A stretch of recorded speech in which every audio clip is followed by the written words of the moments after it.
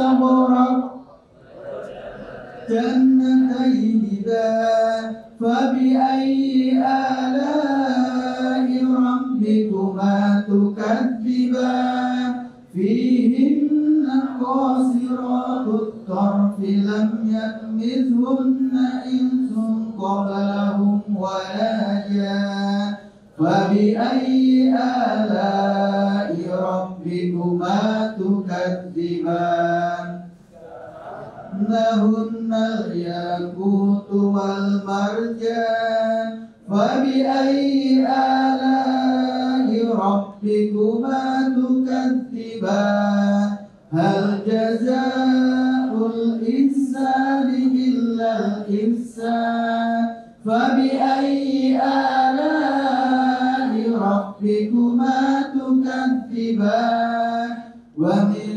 دونهما جنتان. Bismillahirrahmanirrahim. Assalamualaikum warahmatullahi wabarakatuh. Innal hamdalillah nahmaduhu wa nasta'inuhu wa nastaghfiruh wa na'udzubillahi min syururi anfusina wa min sayyiati a'malina may yahdihillahu fala mudhillalah wa may yudlil fala hadiyalah.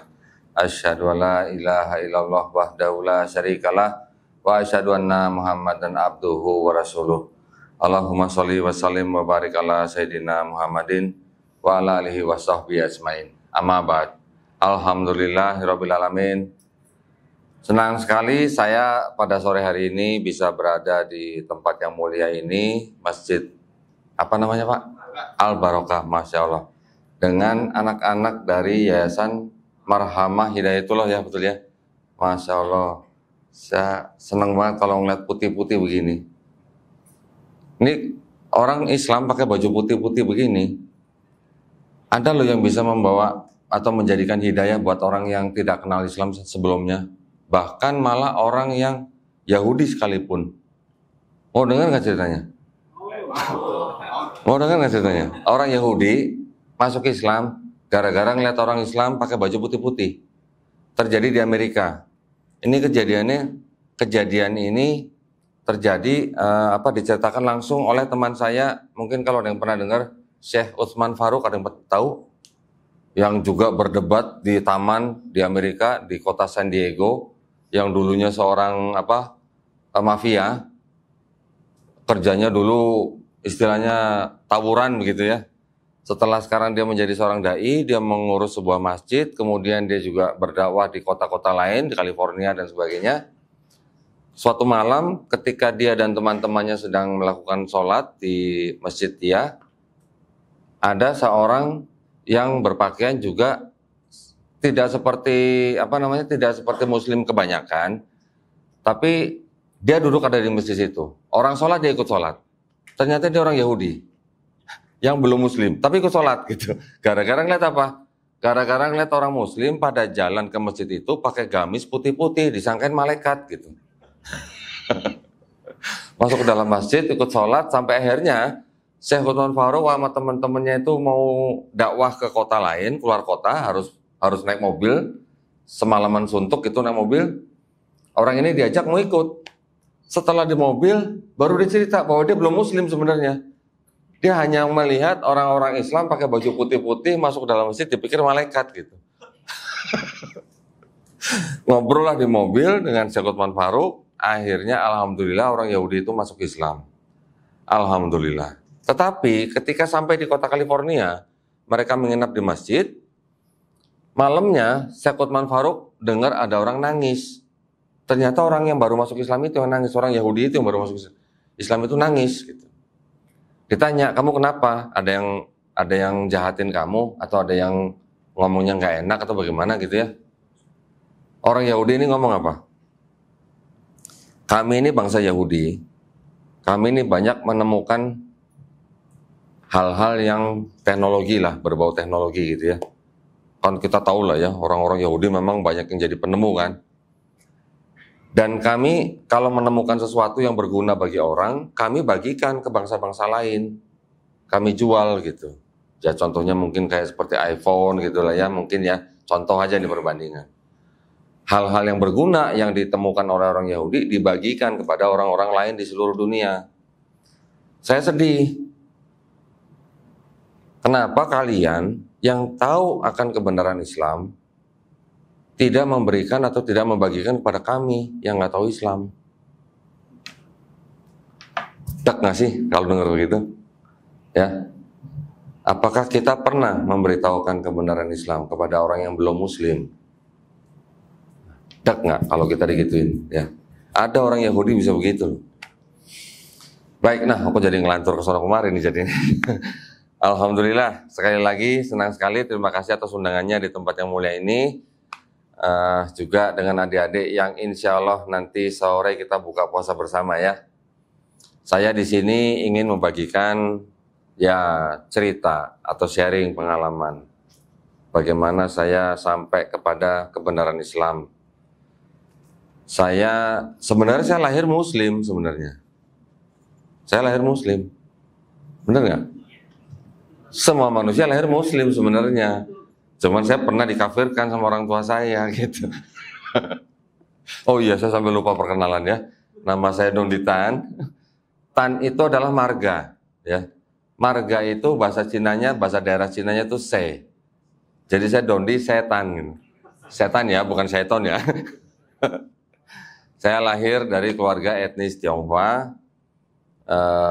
Ketika saya kecil, saya dikristenkan oleh orang tua saya. Tiap minggu saya dibawa ke gereja oleh mami dan nenek saya. Nenek saya malah lebih militan daripada mami saya. Jadi tiap minggu nggak ada cerita mau hujan geledek pasti pergi gereja kalau hari Minggu gitu. Dari mulai saya bayi sampai saya remaja. Setelah saya remaja, saya bisa bawa motor, saya bisa bawa setir mobil. Mami saya dan nenek saya yang saya bawa ke gereja. Gitu. Jadi saya memang gereja rumah kedua saya dulu ya. Waktu saya di Jawa Tengah, tepatnya di kota Cilacap.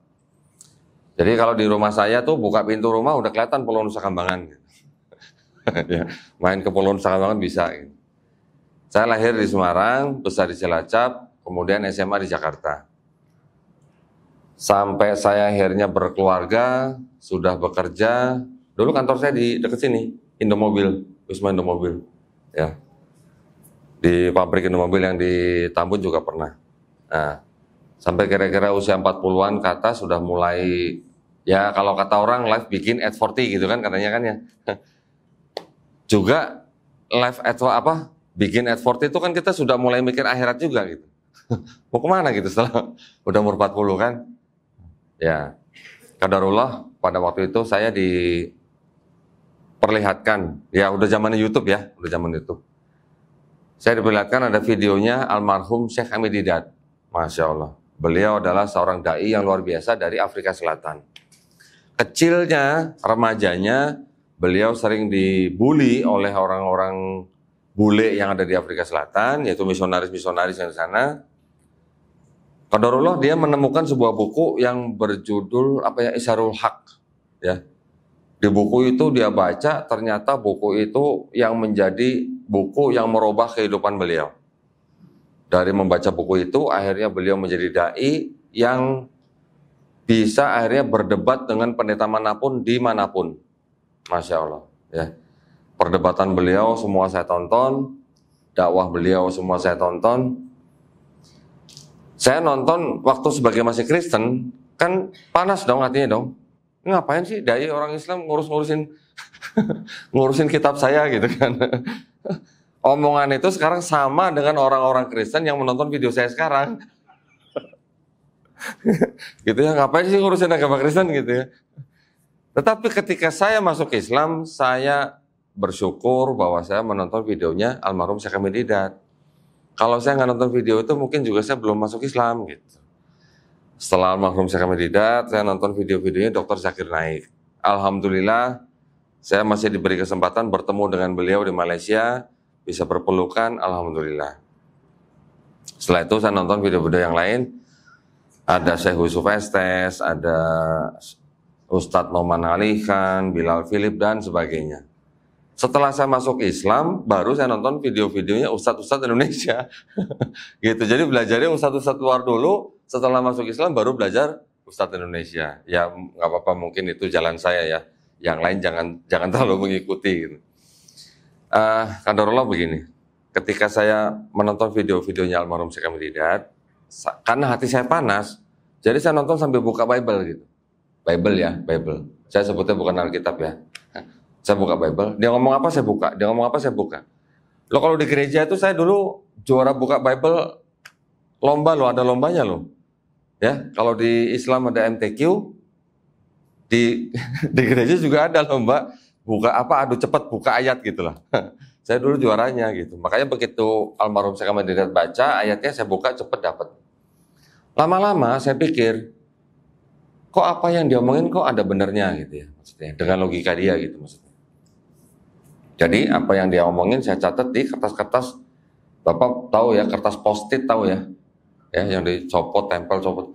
Jadi meja kerja saya dulu isinya kertas post-it semua dulu isinya sampai bertumpuk-tumpuk. Nah, alhamdulillah itu semua sudah saya digitalisasi.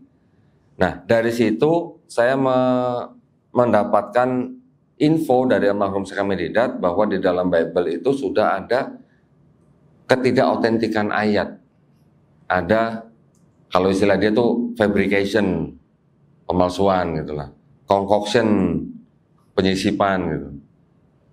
Ya, kok bisa gitu kitab suci kok ada ayat sisipan, ayat tambahan, ayat pinjaman lagi, pinjam nggak dibalik-balikin gitu. Akhirnya kan saya jadi penasaran.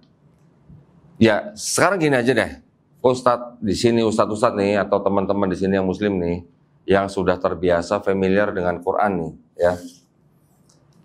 Ketika ada Quran, cetakan Quran, yang di dalamnya ada terjemahannya, kemudian mungkin ada asbabun nuzulnya, terus kemudian ada catatan kakinya yang mengatakan bahwa ayat sekian, surah sekian itu tidak asli. Gimana rasanya? Pengen nanya saya, pengen tahu saya. Lagi nyari teman saya. Lagi nyari teman. Gimana rasanya bapak-bapak di sini ya, yang sudah biasa membaca Quran, ada terjemahannya, ada asbabun nuzulnya, ada footnote-nya, bahwa ayat surat ini, ayat nomor sekian, itu ternyata tidak asli gitu. Yang menerbitkan Quran ini lembaga yang berwenang, ya, misalnya resmi gitu, anggap aja Kementerian Agama Republik Indonesia gitu. Gimana rasanya, Pak? Hah? Apa bisa disebut sebagai kitab suci kalau ada ayat yang tidak asli? Gitu ya. Padahal kita sering membaca ayat, kami yang menurunkan Quran, kami juga yang menjaganya gitu. Tapi kalau ada ayat yang tidak asli, bagaimana ceritanya gitu? Nah, itulah yang saya hadapin, ya. Mungkin bapak-bapak tidak merasakan apa yang saya rasakan pada waktu itu ketika saya mendengar seorang dai Muslim menuduh kitab saya ada ayat tidak asli, tapi dia bisa membuktikan gitu. Dia membuktikan dengan apa? Dengan data. Disebutkan pada ada 32 sarjana-sarjana yang memeriksa manuskrip Bible, dan bisa terbukti ternyata ada ayat-ayat yang tidak asli. Mau nggak mau kan saya juga penasaran jadinya. Yang benar gitu kan saya. Sambil panas gitu, nggak mungkin. Ya walaupun saya cari jawabannya untuk membantah, paling tidak untuk diri saya sendiri lah ya. Kan nggak mungkin saya berdebat dengan almarhum Syekh Ahmad Didat. Saya cari, ternyata ya alhamdulillah karena papa saya dulu mengirim saya ke kursus bahasa Inggris dari kecil. Jadi alhamdulillah bahasa Inggris saya cukup lancar gitulah ya. Jadi saya bisa mencari atau riset yang menggunakan bahasa Inggris. Ternyata benar apa yang almarhum Syekh Ahmad Didat katakan itu benar ternyata. Nah, dari situ kan berarti kan, wah berarti ini nggak bisa disebut sebagai kitab suci nih gitu, ya kan? Gimana dong? Mau kemana gitu kalau kita udah nggak menganggap ini kitab suci, mau kemana gitu kan? Ya, alhamdulillah juga karena saya juga besarnya di sebuah kampung Muslim. Jadi saya memang tidak punya pandangan negatif terhadap Islam. Karena saya memang besarnya di kampung Islam. Saya cuma berpikir begini, karena saya sudah biasa baca Bible, saya tahu bahwa kalau Kristen itu keturunannya dari Ishak, Nabi Ishak alaihissalam. Kalau Islam itu keturunan dari Nabi Ismail alaihissalam, gitu kan? Jadi kita ini sebenarnya hanya 2 orang anak yang punya ibu yang beda, tapi ayahnya satu, gitu. Mikirnya begitu. Ismail, Ishak kan ayahnya Ibrahim kan, istrinya beda gitu. Kita cuma mikir begitu aja, cuman apa namanya? Kita mikirnya cara beribadahnya aja yang beda, Tuhannya sama. Saya dulu mikirnya begitu. Ternyata nggak begitu. Ternyata Tuhannya beda. Ya.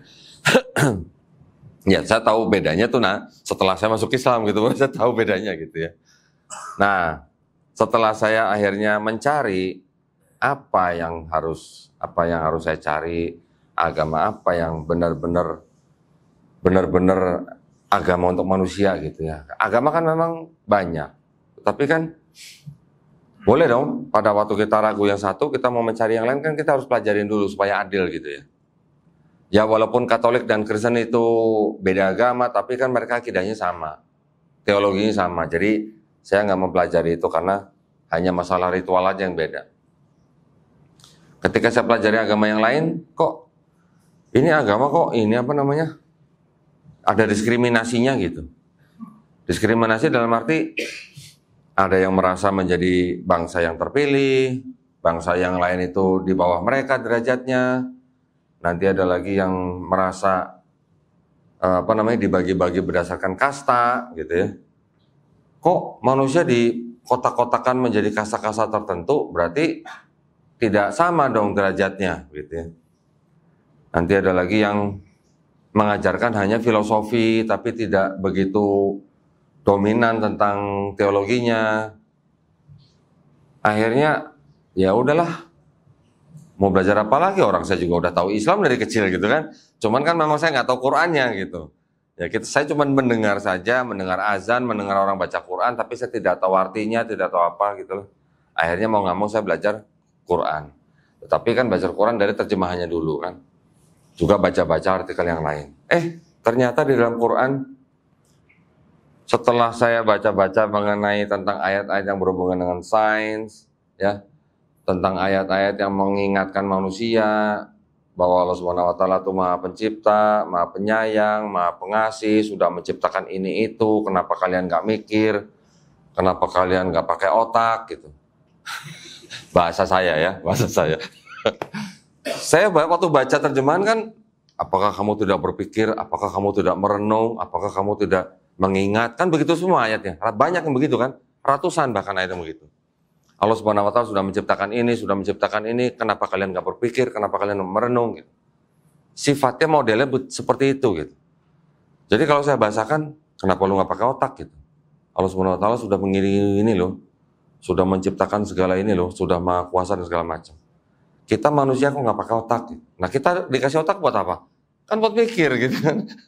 Jadi setelah saya memahami konsep ketuhanan, konsep keselamatan, bagaimana Quran itu diturunkan, transmisinya, gaya bahasanya. Jadi akhirnya saya mengambil kesimpulan, waduh, berarti kalau di Islam itu oon itu haram berarti kalau gitu. Karena kita disuruh mikir gitu. Nah, bagaimana dengan ayat-ayat yang mungkin pada waktu itu diturunkan, belum ada alat-alat yang canggih seperti sekarang, kok bisa terbukti zaman sekarang? Dari mana? Mungkin nggak itu ciptaan manusia? Diakuin nggak sama ilmuwan-ilmuwan sekarang? Gitu. Ternyata diakuin. Memang belum semua ya, memang belum semua. Dari kira-kira 6.236 ayat yang ada dalam Quran, kira-kira 1.000 ayat yang berurusan dengan sains. Berapa persen tuh? 1/6 ya? 1/6. Kira-kira 1.000 ayat yang berhubungan dengan sains di dalam Quran. Ternyata dari 1.000 ayat itu sudah kurang lebih 80% terbukti benar. Terbukti benar. Yang 20% belum terbukti salah, juga belum terbukti benar. Insya Allah terbukti benar kalau menggunakan ilmu probabilitas. Ya. Insya Allah benar. Mungkin 10 tahun lagi baru terbukti benar. Mungkin 100 tahun lagi baru terbukti benar. Mungkin 1.000 tahun lagi, walau alam. Tetapi kalau kita juga yang bergerak di bidang sains, ketika kita merefleksikan kepada Quran, gimana ceritanya ya? Ayat-ayat yang seperti itu kok bisa diturunkan pada zaman manusia itu istilahnya masih jauh dari sains. Ya, sains itu kan baru berkembang baru kira-kira kapan sih? Baru abad-abad pertengahan lah ya, abad-abad pertengahan ke sini lah baru ramai sains, baru menjadi istilahnya menjadi agamanya orang-orang yang tidak beriman gitu. Kalau sains sudah menerbitkan sebuah hukum, udah dipakai terus tuh hukumnya, gitu kan? Contoh kayak hukum gravitasi gitu lah. Ya, siapa yang bisa menolak hukum gravitasi sekarang? Belum ada ya rasanya. Nah, memang kalau kita pelajarin terus gitu ya, mungkin nggak alam semesta ini tidak ada penciptanya? Mungkin nggak alam semesta ini tidak ada yang mengaturnya? Di Quran sudah jelas di ayat kursi ya. Itu sudah klaim yang menciptakan gitu. Tapi kalau kita keluar dari Quran, kita cek, mungkin nggak alam semesta ini dengan segala orbitnya, dengan segala keteraturannya, mungkin nggak ada yang nggak ngatur gitu? Kan pasti ada yang ngatur. Sedangkan gravitasi aja, tadi saya bicara gravitasi. Gravitasi di bumi, kita masih bisa loncat ya. Paling tinggi orang loncat berapa meter? Mungkin 1 meter, mungkin ada yang 1,5 meter, mungkin ada yang sampai 2 meter, 3 meter yang lompat lompat galah apa? Itu tapi lompat galah kan pakai alat ya. Tapi yang benar-benar manusia loncat dari tanah loncat gitu paling tinggi berapa? Mungkin sekitar hampir 2 meter kali ya, yang pemain basket itu ya. Kalau di planet Mars bisa nggak orang loncat seperti di bumi? Lebih sedikit, bisa, tapi masih lebih sedikit. Nggak bisa terlalu tinggi seperti di bumi. Karena apa? Karena Mars juga punya gravitasi. Kalau di bulan gimana? Sama juga, masih bisa loncat, tapi nggak bisa seperti di bumi, gitu. Ya. Kalau di matahari orang bisa loncat nggak? Boro-boro loncat, udah mati kali bakarnya. Tapi matahari itu ternyata gravitasi yang paling tinggi dari semua planet-planet yang mengitari matahari. Tuh. Jadi kalau ibarat kita berdiri di atas matahari dan tidak terbakar, kita nggak bisa loncat karena saking tingginya gravitasi di matahari, gitu. Kalau kita pikir, matahari sebagai pusat tata surya kita, planet-planet yang mengitari matahari ini, ya kan? Ini kan mengitari dalam orbitnya, betul? Bulan mengitari bumi dalam orbitnya, bulan dan matahari mengitari matahari dalam orbitnya, begitu kan? Planet-planet juga begitu. Kemudian matahari dan planet-planet ini juga mengitari apa? Alam semesta, ya, alam semesta. Ketika kita melihat orbit bumi, orbit bulan, orbit matahari, kalau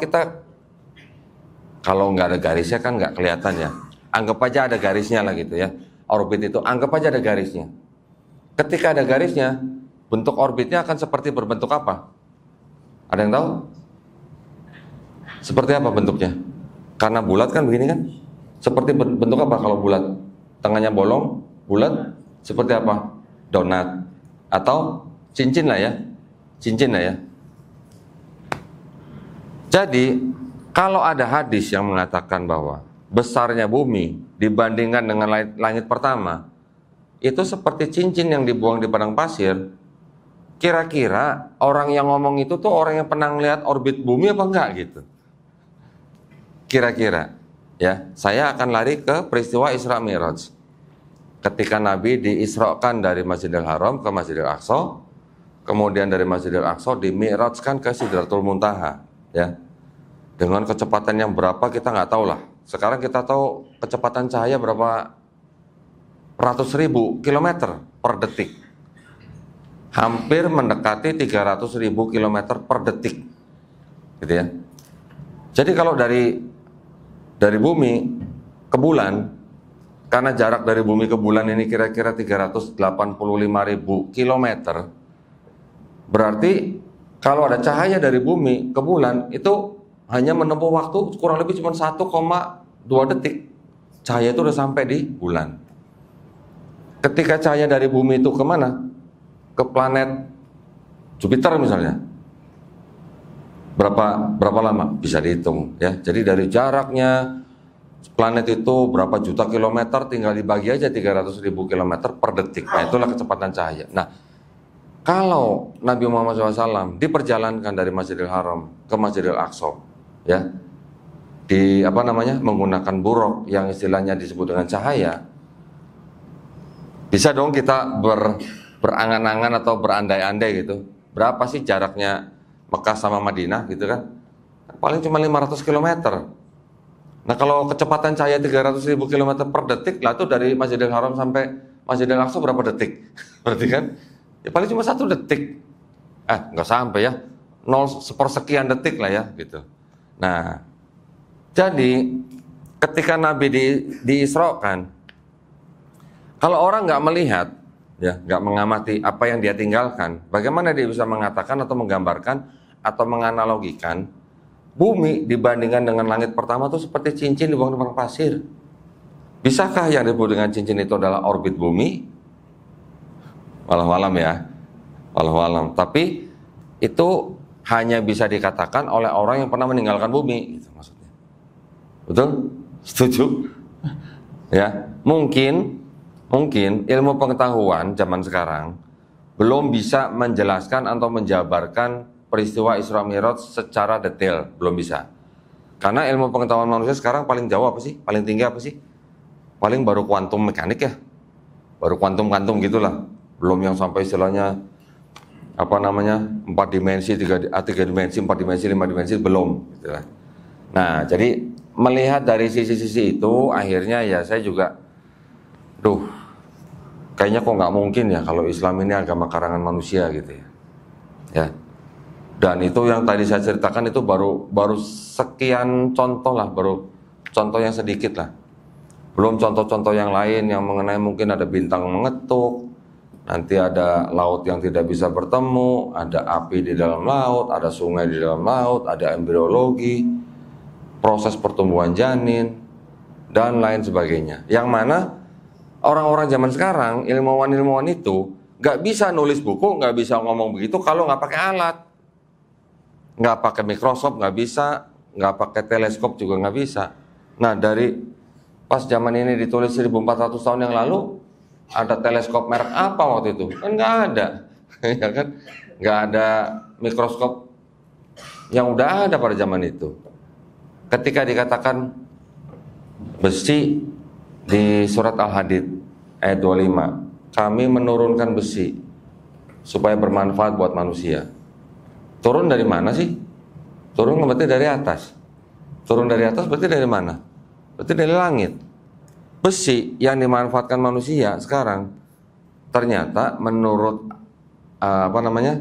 lembaga-lembaga ilmu pengetahuan tentang perbintangan dan segala macam, besi yang di bumi yang dimanfaatkan manusia memang tidak berasal dari bumi, tetapi memang yang jatuh dari benda-benda langit ke bumi ketika bumi baru terbentuk. Nah itu surat Al-Hadid tahu dari mana kalau besi itu turun dari langit gitu? Ya, nggak mungkin karangan manusia gitu.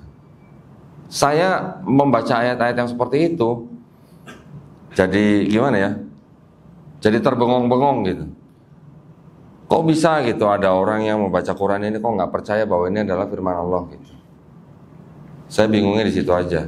Kalau saya memang orang yang tidak pernah baca Quran, tidak pernah dengar Quran gitu. Jadi wajar gitu. Tapi teman-teman yang tahu Quran ini benar, yang tahu bahwa ini firman Allah SWT, sudah kalian sampaikan belum kepada orang-orang yang belum mengenal Islam gitu? Kita agama misi bukan? Islam agama misi bukan, Pak? Misi. Karena ada hadis apa? Sampaikanlah walaupun hanya 1 ayat. Berarti kan misi. Berarti kan itu kan agama yang untuk mengajak orang masuk ke agama kita. Cuman bedanya kalau di Islam kan la ikraha fiddin, tidak ada paksaan dalam Islam. Adik-adik kalau yang ada yang disuruh sholat, jangan bilang ya kalau lagi bilangnya nggak mau sholat, nanti bilangnya kan la ikraha fiddin katanya gitu. Bukan begitu ya maksudnya ya? Tahu ya maksudnya? Yang la ikraha fiddin itu kan tidak ada paksaan untuk masuk dalam keadaan Islam. Tetapi kan kalau yang syariat kan wajib gitu ya.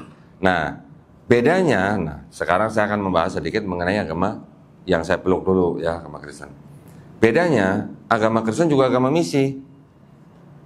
Agama misi yang boleh dikatakan militan.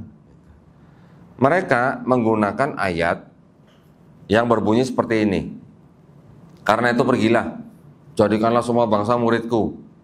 Baptislah mereka dalam nama Bapa dan Putra dan Roh Kudus. Nah loh, perintahnya jelas.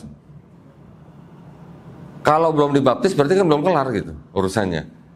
Karena itu pergilah, jadikanlah semua bangsa loh ya, muridku, murid Yesus berarti baptislah mereka dalam nama Bapa dan Putra dan Roh Kudus. Nah, maka itu mereka sangat militan. Ketika mengajak orang yang di luar agama mereka untuk masuk ke dalam agama mereka, mereka sangat militan karena ada ayat itu gitu. Walaupun ayat itu tidak otentik, ya, ayat itu tidak asli gitu. Ayat itu adalah sisipan gereja Romawi di abad kedua, tetapi itu yang dipakai gereja untuk mengirimkan misionaris-misionarisnya. Nah, kita di negara Indonesia, kita punya hukum, ya kan, yang juga mengatur tentang agama-agama yang diakui di Indonesia. Kalau untuk setiap orangnya, individunya diberikan hak untuk memeluk dan menjalankan agama dan kepercayaan masing-masing. Itu ada di Undang-Undang Dasar 1945 pasal 29. Tetapi untuk pensiaran agama, itu juga ada aturannya. Itu ada di SKB 2 Menteri nomor 1 tahun 79. Yang mana aturan untuk mensiarkan agama itu dibuat gitu. Ada aturannya gitu. Yang pertama apa? Tidak boleh mensiarkan agama kepada orang yang sudah beragama. Ya, jadi kita juga tidak boleh. Ya, ini memang masih abu-abu nih ya. Tetapi ya namanya kita dakwah ya dakwah aja gitu. Istilahnya karena kita juga tidak ada paksaan mendekati secara personal, kita paksa itu nggak ada. Tetapi kalau yang dai-dai kita di daerah-daerah itu mereka memang sengaja untuk berdakwah, mengajak orang masuk Islam dari suku-suku yang memang belum beragama. Ya. Itu memang tidak salah, tidak ada sanksinya. Tetapi ketika kita mendekati orang yang sudah beragama, kemudian kita ajak masuk ke dalam agama kita, nah itu sudah melanggar SKB itu, gitu ya. Nah, Islam kita tahu istilahnya rambu-rambu. Di Islam kita tahu yang namanya aturan. Tetapi teman-teman kita yang dari Kristen ini masih banyak yang melanggar aturan itu, ya, masih banyak orang-orang yang sengaja mensiarkan agama kepada orang-orang yang sudah beragama untuk masuk agama mereka. Itu yang masih sering terjadi. Untuk itulah ketika saya masuk Islam, saya akhirnya ya mau menjaga akidah, ya, menjaga akidah teman-teman saudara-saudara muslim supaya apa? Supaya terhindar dari upaya-upaya pemurtadan. Masih banyak, itu masih banyak terjadi, ya. Di daerah-daerah yang kita tidak pernah sangka-sangka juga masih banyak. Di tempat-tempat yang kita tidak sangka juga bisa terjadi. Saya sering kedatangan tamu, orang tua muslim, anaknya mau murtad, bahkan ada yang sudah murtad. Saya tanya, kamu ketemu pendetanya di mana? Di depan minimarket. Kamu ketemu misionaris di mana? Di pasar.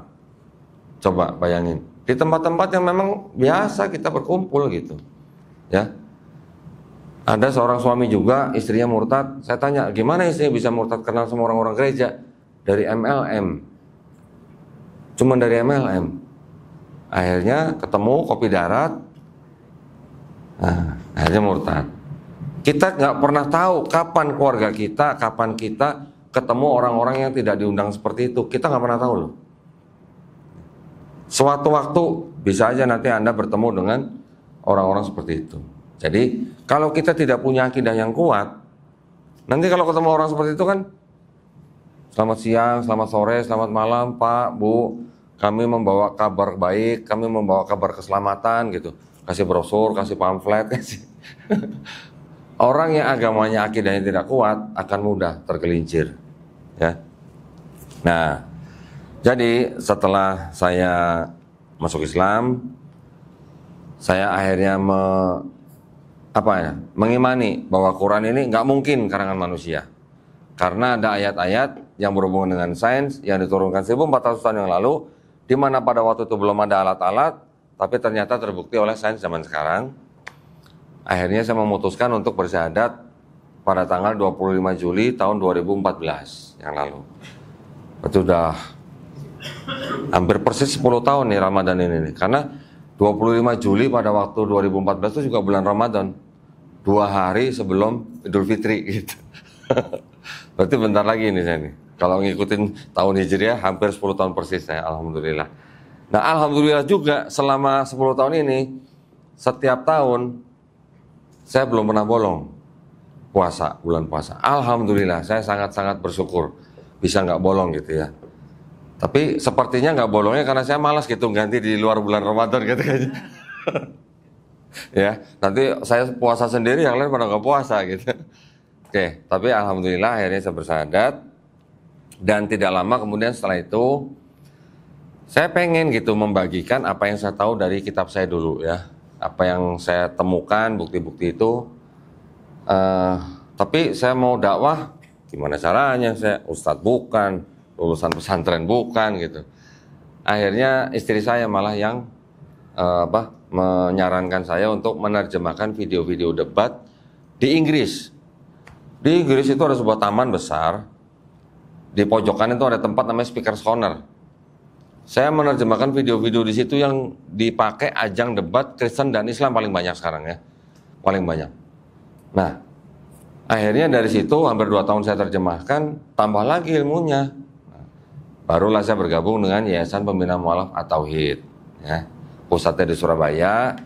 Alhamdulillah dari situ saya makin bisa menyalurkan apa yang saya tahu mengenai kitab saya yang lama, sehingga kita bisa bagikan kepada saudara-saudara kita yang muslim, baik itu yang di masjid-masjid seperti ini, baik itu yang di pesantren-pesantren, baik itu yang di sekolah-sekolah. Bahkan saya alhamdulillah sudah setahun ini di tanda petik dipaksa gitu jadi dosen di Sekolah Tinggi Ilmu Dakwah Muhammad Nasir Bekasi. Alhamdulillah, karena memang ilmu seperti ini memang harus ada yang menjalankan, bukan fardu ain tapi fardu kifayah. Ya, penting. Karena apa? Karena memang harus ada yang tahu. Nabi Muhammad SAW aja memerintahkan sahabatnya untuk belajar bahasa Ibrani. Sahabat-sahabat Nabi aja ada yang diperbolehkan menyimpan gulungan-gulungan Taurat. Ada. Kenapa? Karena untuk bukti. Nanti ketika ada orang Yahudi datang misalnya, klaim atau bertanya, tinggal dibuka gulungan kitab mereka, dijawab di depan mereka, mereka bisa menangis kalau mereka tahu kebenarannya. Itu ada hadisnya begitu, Pak. Jadi makanya ilmu ini ilmu fardu kifayah. Tidak perlu semua muslim belajar, tapi ketika sudah ada yang belajar harus ada regenerasinya begitu ya. Maka itu saya disuruh jadi dosen di STID Muhammad Nasir. Mahasiswa-mahasiswanya semua berasal dari luar daerah. Ya. Mereka 2 tahun mondok di STID. Setelah 2 tahun mereka disuruh keluar untuk menjadi marbot atau imam di masjid-masjid di seluruh masjid di Jabodetabek. Setelah mereka dibekali dengan ilmu kristologi ini, baru mereka kembali ke daerah masing-masing menjaga iman dan akidah masyarakat mereka di sana. Itu yang dilakukan oleh Sekolah Tinggi Ilmu Dakwah Muhammad Nasir yang berada di bawah Dewan Dakwah. Ya. Nah, itu yang kami lakukan. Saya di Yayasan Pembina Mu'alaf At-Tauhid ini juga ditugaskan untuk berdakwah kan. Cuman berdakwahnya kan tadi ada aturan-aturan nih. Jadi apa yang kami lakukan? Kami undang pendeta ya yang punya jemaat nih. Kita undang, kita tawarkan, kita ajak debat gitu. Debatnya bukan debat kusir ya, bukan debat yang tunjuk-tunjukkan bukan. Jadi kita debatnya adalah debat yang paling baik. Karena juga kita diperintahkan di dalam Quran, janganlah kamu berdebat dengan ahli kitab kecuali dengan cara yang paling baik. Itu yang kita lakukan. Saya diberi target untuk berdebat dengan pendeta minimal 2 kali dalam setahun. Nah, susah nyarinya. Karena saya sudah punya senjata-senjatanya. Yaitu kitab-kitab mereka sendiri gitu. Jadi saya menggunakan kitab-kitab mereka untuk berdebat dengan mereka. Gitu. Quran itu nanti belakangan. Mereka harusnya tahu dulu bahwa di dalam Bible itu mereka tuh ada apa gitu. Itu yang kami lakukan. Nah, sekarang saya ingin membekali bapak-bapak, adik-adik di sini, mungkin juga kalau ada akhwat di sana. Karena saya sudah mempelajari kitab mereka, ya.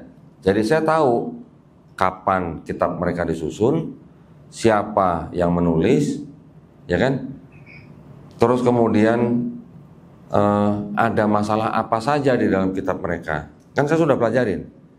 Ketika saya sudah pelajarin dan saya bandingkan dengan istilah-istilah di dalam Quran, ternyata Taurat, Zabur, Injil yang disebut di dalam Quran itu bukan Bible-nya Yahudi, bukan Bible-nya Nasrani. Gitu ya. Saya ulang nih. Ternyata Taurat, Zabur, Injil yang disebut di dalam Quran itu bukan Bible-nya Yahudi dan Bible-nya Nasrani. Itu stand saya, itu posisi saya. Saya bisa menyatakan itu kenapa? Saya sudah pelajarin. Saya sudah tahu siapa yang menulis. Saya sudah tahu kapan disusun. Saya sudah tahu siapa yang nyontek. Saya sudah tahu siapa yang melakukan plagiat. Kalau saya sudah tahu dan saya sudah tahu isinya, ini bukan Taurat, Zabur, Injil yang dimaksud di dalam Quran. Kalau saya mengatakan begini, kalau ada yang salah tolong dikoreksi ya. Taurat, Zabur, Injil yang disebut di dalam Al-Quran itu adalah wahyu-wahyu yang diturunkan Allah Subhanahu wa Ta'ala kepada Nabi dan Rasulnya untuk Bani Israel pada zaman itu. Ada yang tidak setuju? Setuju semua? Setuju ya? Saya ulang ya. Taurat, Zabur, Injil yang disebut di dalam Quran adalah wahyu-wahyu yang diturunkan Allah Subhanahu wa Ta'ala kepada Nabi dan Rasulnya untuk Bani Israel pada zaman itu. Setuju ya? Alhamdulillah. Ada nggak di Quran dikatakan bahwa Taurat, Zabur, Injil itu dijanjikan akan dijaga? Ada nggak? Tidak ada ya? Tidak ada kan? Yang dijanjikan hanya untuk dijaga kan hanya Al-Quran.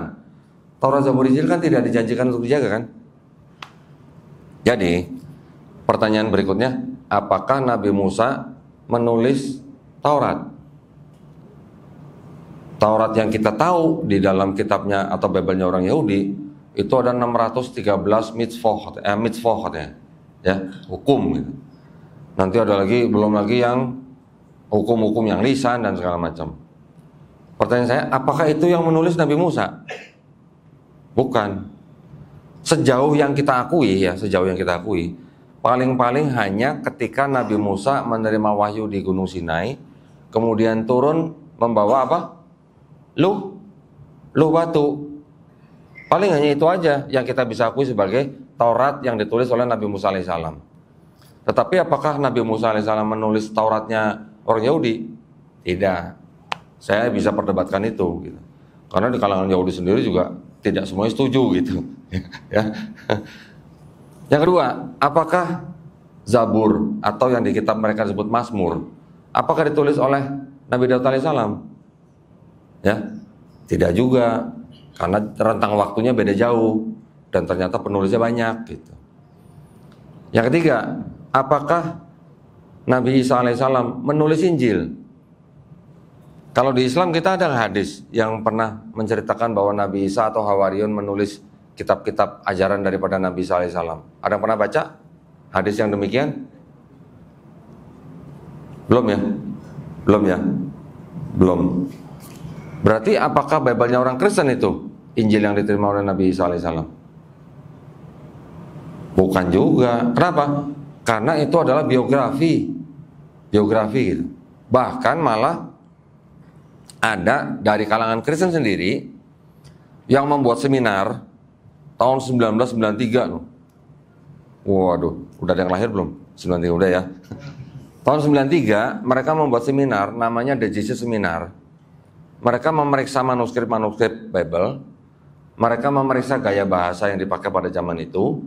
Mereka memeriksa tradisi-tradisi orang Yahudi pada zaman itu. Mereka juga memeriksa sejarah. Mereka juga memeriksa budaya. Ketika mereka menggunakan standar-standar itu semua, memeriksa Bible mereka sendiri yang ada di dalam 4 gospel itu, ya, ternyata yang mereka anggap sebagai perkataan Nabi Isa alaihissalam cuma 18%. Bayangin, 18% gitu. Jauh banget kan gitu. Itu yang ngomong malah orang Kristen sendiri, ahli-ahli perjanjian baru sendiri. Yang gelarnya tuh udah yang namanya udah divinity semua lah. PhD, DD, MD semuanya udah gitu. Kira-kira hampir 80 orang yang meneliti. Nah, jadi saya kembali lagi. Jadi Taurat, Zabur, Injil yang dimaksud dalam Quran itu bukan Bible-nya Yahudi, bukan Bible-nya Kristen, ya. Sampai sini bisa terima omongan saya ya. Omongan saya ini juga diterima loh sama rabi-rabi Yahudi loh. Mereka setuju bahwa Taurat yang dimaksud dalam Quran itu bukan Tauratnya mereka gitu. Ada yang setuju begitu. Ya. Kenapa? Karena kita tahu bahwa di dalam kitab mereka menurut Quran, ya, menurut Quran di Al-Baqarah 79 kan dikatakan juga apa? Mereka sudah apa? Merubah-rubah, ya kan? Dan mengatakan ini berasal dari Allah gitu. Quran mengatakan kitabnya orang Yahudi atau yang disebut dengan Taurat itu sudah dirubah-rubah. Makanya mereka nggak mau kalau diskusi sama kita tentang Quran gitu. Ya. Tetapi kalau mereka diskusi dengan Kristen mau. Kenapa? Karena kitab mereka dipakai sama orang Kristen gitu. Jadi kitabnya Kristen separuhnya itu adalah kitab mereka sebenarnya. Nah, memang mereka memberi nama Taurat, ada Mazmur atau Zabur, ada juga Injil. Orang Kristen menyebut Injil. Bahkan orang Kristen membuat kitab suci Injil. Yesusnya namanya diganti menjadi Isa Al-Masih. Kitab ini dibagi-bagikan ke orang Islam. Banyak itu, ya, di daerah-daerah mungkin kita nggak tahu di sini, tapi ada.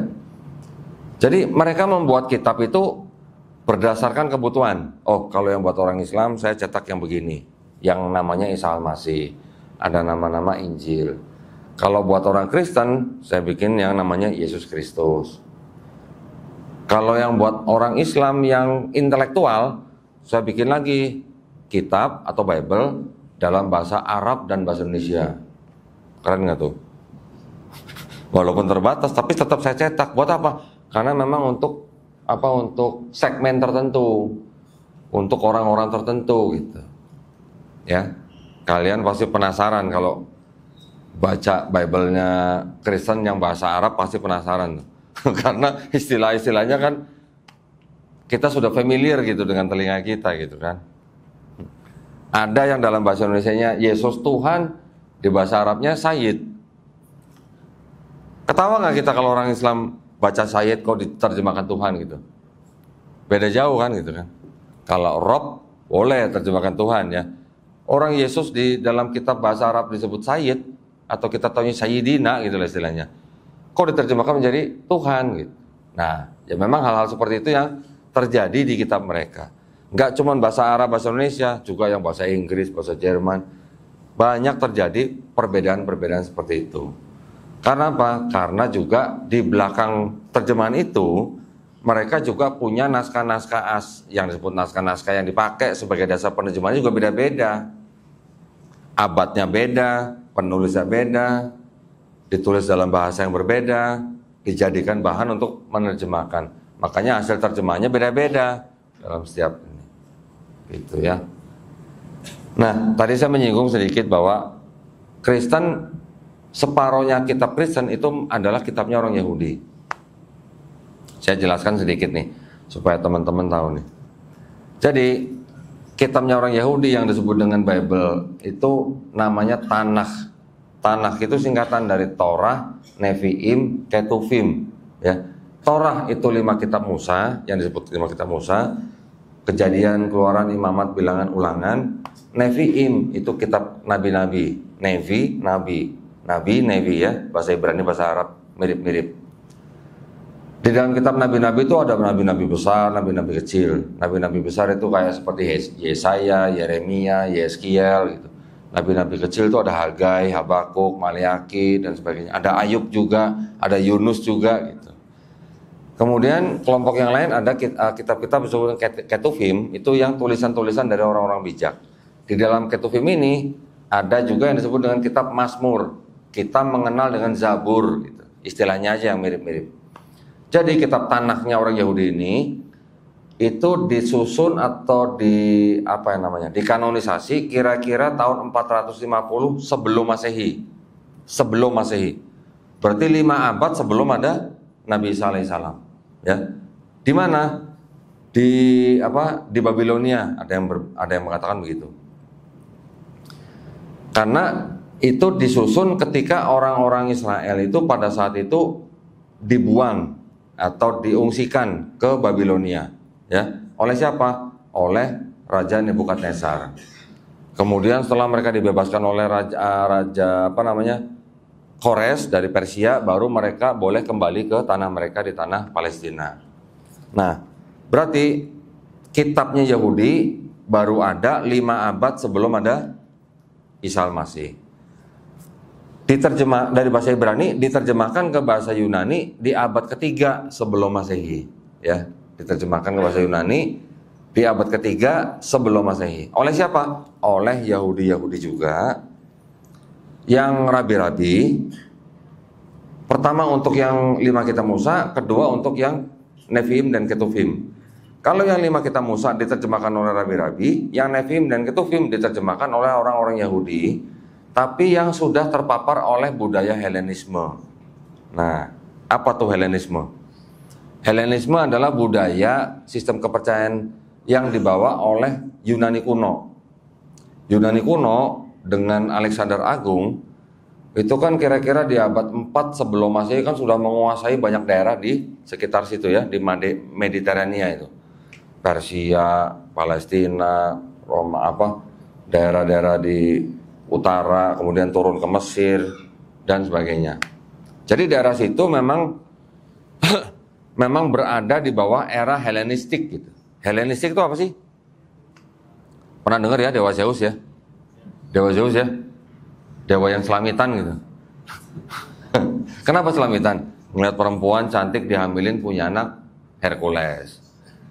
Ya, melihat perempuan cantik dihamilin punya anak, Perseus gitu. Jadi anaknya dewa Zeus yang melalui manusia ini disebut setengah manusia, setengah dewa. Hercules lah kita tahu semua ya. Kuat kan gitu kan. Karena dia lebih kuat dari manusia biasa, dia disebut setengah manusia, setengah dewa. Nanti dewa Zeus melihat Dewi cantik dihamilin punya anak, Dewi Helen namanya. Nama sistem kepercayaan itu Dewi Helenisme. Nah, sistem kepercayaan itu yang dibawa oleh Alexander Agung ke daerah-daerah Mediterania, termasuk Mesir dan Palestina. Jadi orang Yahudi pun juga sudah terpapar gitu, ajaran Helenisme. Jadi ketika mereka menerjemahkan kitab mereka yang disebut Tanakh itu ke dalam bahasa Yunani, ini sudah ada pengaruh Helenisme, ya. Dan kitab ini terus berlanjut sampai ketika Nabi Isa datang, sampai ketika Nabi Isa alaihissalam sudah diangkat, sampai di abad keempat kitab yang bahasa Yunani ini baru menjadi perjanjian lamanya orang Kristen. Orang Kristen juga sudah menulis di abad pertama dan kedua perjanjian kitab-kitab mereka disebut perjanjian baru kan. Perjanjian baru dan perjanjian lama di abad keempat baru dijadikan satu, pelek. Nah, itu baru menjadi kitabnya orang Kristen. Berarti separohnya kitab orang Kristen adalah kitabnya orang Yahudi. Bedanya di mana? Kok boleh dipakai gitu kan? Ya karena Kristen kan yang waktu itu yang berkembang. Kristen yang waktu itu tambah banyak pengikutnya. Sampai sekarang aja Yahudi nggak lebih dari 21 juta penganutnya, ya. Nah, kalau Kristen kan hampir 2,6 miliar pengikutnya. Siapa yang berani gitu kan? Apa bedanya perjanjian lamanya Kristen dengan Tanakhnya orang Yahudi? Di dalam tanah Yahudi itu tidak ada konsep Tuhan bisa jadi manusia, ya. Di dalam tanahnya Yahudi itu tidak ada yang namanya nubuat buat Yesus atau Nabi Isa Al-Masih. Di dalam tanahnya Yahudi itu konsep keselamatannya yang berdosa itu yang mati gitu. Seorang anak tidak bisa menanggung kesalahan ayahnya, seorang ayah tidak bisa menanggung kesalahan anaknya yang berdosa yang mati. Mau selamat tobat gitu. Nah, ketika menjadi perjanjian lamanya orang Kristen klaim bahwa di dalam perjanjian lama mereka itu sudah ada nubuat buat Yesus di perjanjian baru. Mereka bilang lagi di perjanjian lama itu Tuhan itu bisa jadi manusia karena menjadi 3 manusia ketika menemui Nabi Abraham.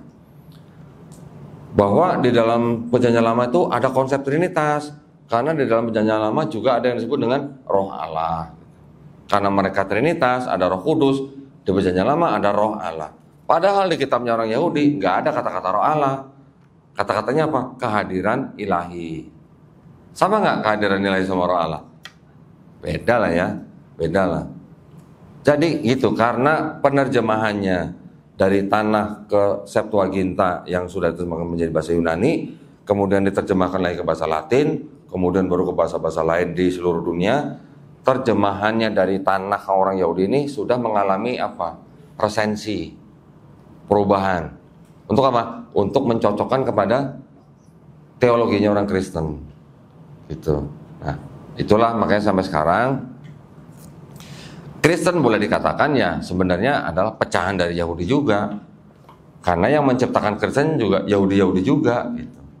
Pada zaman apa? Pada zaman sebelum Bait Suci kedua. Mereka punya Bait Suci kedua tuh dihancurkan tahun 70 Masehi. Gitu ya. Setelah itulah baru menjadi titik Yahudi yang sekarang disebut dengan Yahudi Rabbinik dengan Yahudi-Yahudi yang menciptakan Kristen. Nah, siapa Yahudi yang menciptakan Kristen? Namanya Paulus. Pernah dengar ya? Pernah dengar ya Paulus ya? Paulus ini yang menciptakan Kristen ketika apa? Ketika Paulus dan Barnabas berada di Antioquia selama setahun, mereka dan murid-muridnya baru disebut sebagai Kristen. Gitu. Ya, itu sejarahnya. Kalau dilihat dari kelompoknya mereka, nanti bisa ditelusurin lagi. Paulus itu berasal dari kelompok Farisi, nanti ada lagi yang disebut dengan kelompok Zelot, nanti ada kelompok Eseni, ada kelompok Samaritan, ada kelompok Saduki. Ini kelompok-kelompok dalam Yahudi ya, yang di Palestina, bukan yang di Arab Saudi ini. 3 kelompok itu tadi tuh, Farisi, Zelot, dan Eseni, yang berperan menciptakan agama Kristen.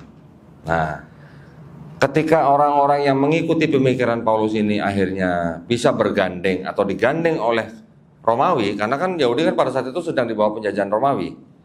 Ketika orang-orang yang mengikuti pemikiran Paulus ini akhirnya digandeng oleh Kaisar Konstantin dari Romawi, makin kuat Kristen ini gitu ya. Makin banyak yang mengikuti. Akhirnya yang Yahudi ini pindah ke Yafne, yang Kristen berkembang di Romawi gitu ya. Sekarang menjadi agama yang terbesar di seluruh dunia. Tapi terbesar di seluruh dunia kalau denominasi-denominasinya itu digabungkan. Ya, kan ada Kristen, ada Katolik, ada Ortodok, ada Protestan gitu kan, ada Anglikan, macam-macam. Kalau denominasi itu digabungkan, baru itu menjadi agama terbesar di seluruh dunia. Tapi kalau dipisahin, nah sekarang kalau di KTP Republik Indonesia nih, agama Katolik sama Protestan dipisahin nggak? Dipisahin gitu. Jadi agama yang berbeda kan? Ya walaupun akidahnya mungkin mirip atau sama, tapi agama yang berbeda. Nah kalau denominasi itu dipisah-pisahkan, Islam udah jadi agama yang paling besar di seluruh dunia. Dari kapan? Dari tahun 2000 ternyata. Sudah 24 tahun Islam sudah menjadi agama yang terbesar di seluruh dunia kalau denominasi Kristen dipisah, jangan digabung-gabung gitu. Insya Allah nanti kira-kira 2070 ya insya Allah nih, menurut perkiraan orang-orang sekuler malah, Islam akan menjadi agama yang terbesar di seluruh dunia, melewati agama Kristen walaupun seluruh denominasi digabung. Itu prediksi mereka gitu. Nah, jadi saya ingin mengingatkan kepada bapak-bapak semua dan adik-adik di sini semua bahwa ketika kita berurusan dengan orang yang bukan Islam, terutama dari kalangan Nasrani, kita jangan serta-merta langsung a priori atau bagaimana. Tapi kalau kita tahu akidah mereka dengan belajar kristologi, kita malah nanti yang bisa mendakwai mereka gitu. Ya. Dengan kitab-kitab mereka, dengan dokumen-dokumen mereka gitu. Jadi sekarang nih kita sudah tahu nih semua nih, jangan sebut kitab mereka sebagai apa? Injil, atau jangan sebut kitab mereka sebagai Alkitab. Kenapa? Al-Quran juga Alkitab. Betul Ustaz? Betul ya? Al-Quran kan juga Alkitab. Maka itu kita jangan sebut kitab mereka sebagai Alkitab. Kita sebut saja kitab mereka secara keseluruhan Bible. Kalau yang 4 gospel, Matius, Markus, Lukas, Yohanes, kita sebut saja gospel, gitu. Ya, ini penting buat akidah kita. Karena supaya apa? Supaya kita tidak mudah kalau mau dibilang ditipu gimana gitu ya. Ya, saya sampai jam berapa ini? 5:30 katanya tadi saya harus selesai ya. Sampai 15, 17:15. Tanya jawab ya. Baik, kalau begitu saya tutup ya materi saya. Kita sekarang buka sesi tanya jawab gitu ya. Baik, saya serahkan kembali kepada MC. Barakallah. Baik, terima kasih banyak Pak Davidan atas tadi cerita-cerita pengalaman beliau bagaimana menemukan kebenaran Islam dan bagaimana melihat Islam itu dari sudut pandang sains tadi ya. Jadi alhamdulillah dari apa yang beliau sampaikan saya bersyukur. Alhamdulillah saya dari Islam dari kecil, saya nggak perlu banyak berpikir ya, tapi memperhatikan beliau menyampaikan logika itu juga berat juga ya. Apalagi lihat teman-teman juga sudah bertahan dengan sisa-sisa tenaga dari ayam goreng dan sisa seperti yang sudah melekat. Nah, jadi saya melihat teman-teman juga ada pertanyaan-pertanyaan yang disampaikan ke Prof. Davidan. Barangkali ada yang mau ditanya dulu dari teman-teman. Masih malu-malu. Mungkin dari saya dulu, Prof. Boleh. Saya mau tanya.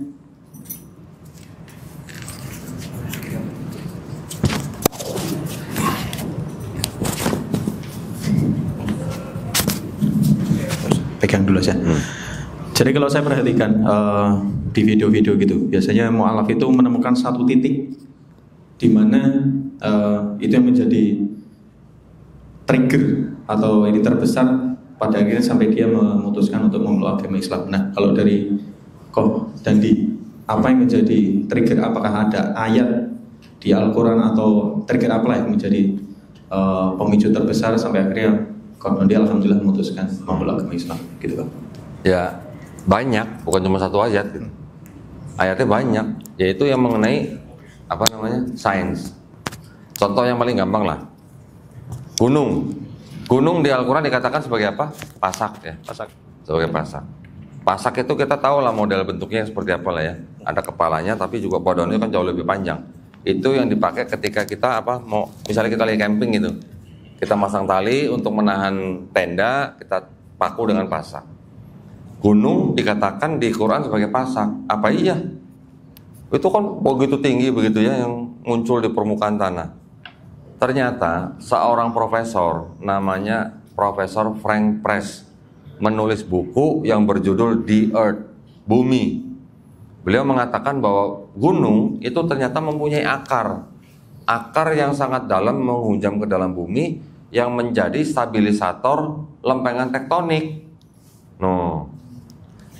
Teori yang mengatakan bahwa gunung sebagai pasak atau sebagai stake atau sebagai peg itu baru muncul setelah ada orang mengetahui bahwa benua-benua bahkan yang ada di dalam laut itu berupa lempengan-lempengan, betul kan? Lempengan-lempengan itu ketika bergeser sedikit bisa menimbulkan apa? Tsunami, misalnya. Bisa menimbulkan gempa bumi. Gitu.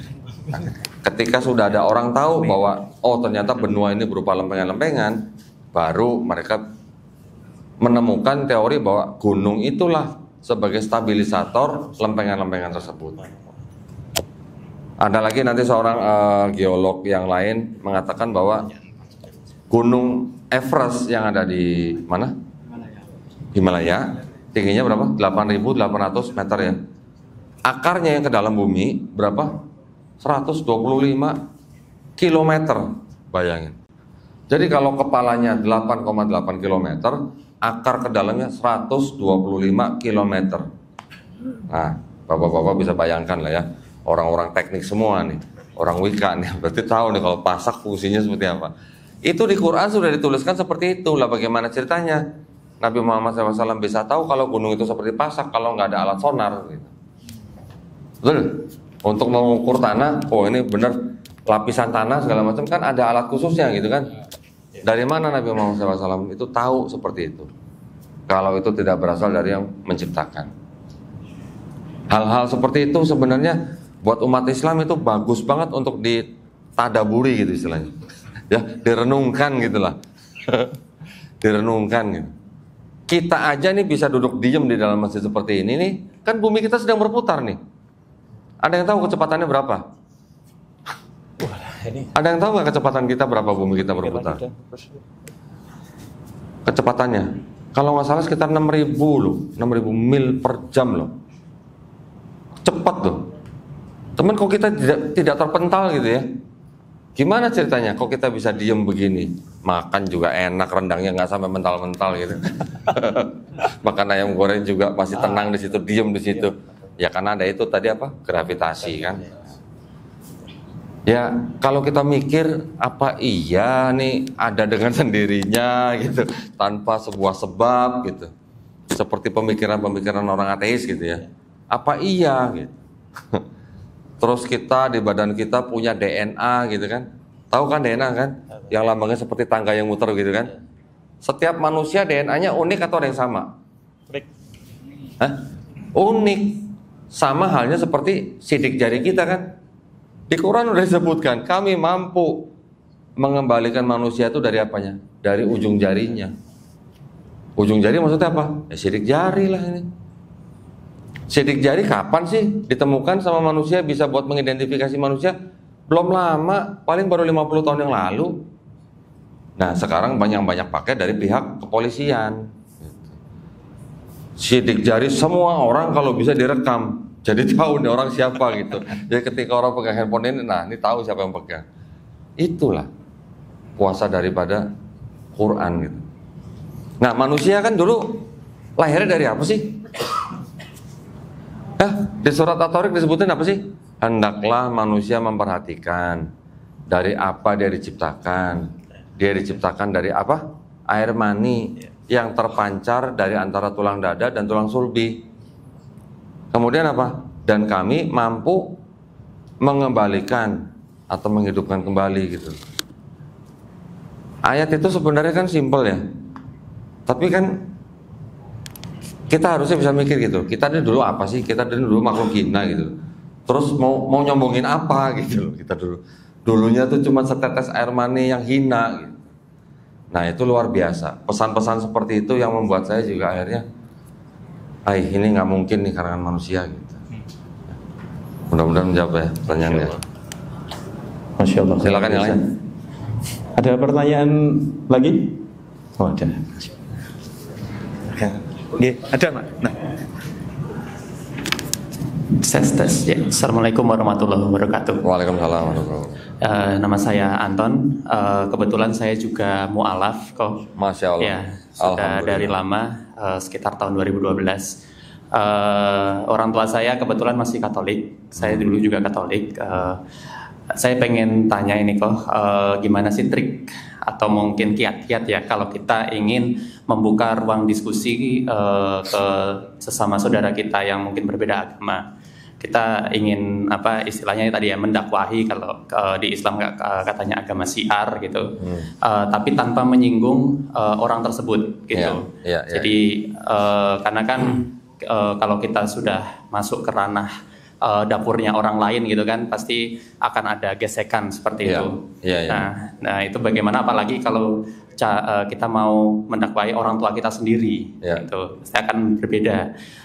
Mungkin ada trik atau bagaimana cara berkomunikasinya gitu Pak. Ya, nah sekarang gini, siapa namanya? Anton. Mas Anton. Siapa sosok yang sama antara Kristen dan Islam yang istilahnya dalam tanda kutip dipermasalahkan? Kalau di Islam Nabi Isa, di Kristen Yesus. Yesus. Boleh nggak orang Islam nyebut Yesus? Boleh nggak? Hah? Kok pada takut semua jawabnya? Nggak dipotong gaji Pak, nggak dipotong gaji Pak. Boleh nggak orang Islam sebut Yesus? Hah? Nyebut. Boleh? Nggak boleh? Coba siapa yang punya pendapat? Nggak apa-apa, saya pengen dengar dari perspektifnya yang Muslim dari lahir. Boleh nggak orang Muslim sebut Yesus? Tuh, ada bilang boleh. Yang bapak-bapak malah nggak pernah dijawab. Kenapa? Hah? Kenapa? Kira-kira masa nggak ada yang berani jawab? Boleh. Nah, boleh. Kenapa? Karena Isa, Yesus itu juga sebenarnya hanyalah masalah nama transliterasi. Nama aslinya siapa? Apakah Isa? Bukan, Iso. Karena Yesus adalah orang Aramaik, ya, orang Yahudi yang berbahasa Aramaik. Nama dia aslinya Iso. Orang Arab menyebutnya Isa, orang Yunani menyebutnya Isus.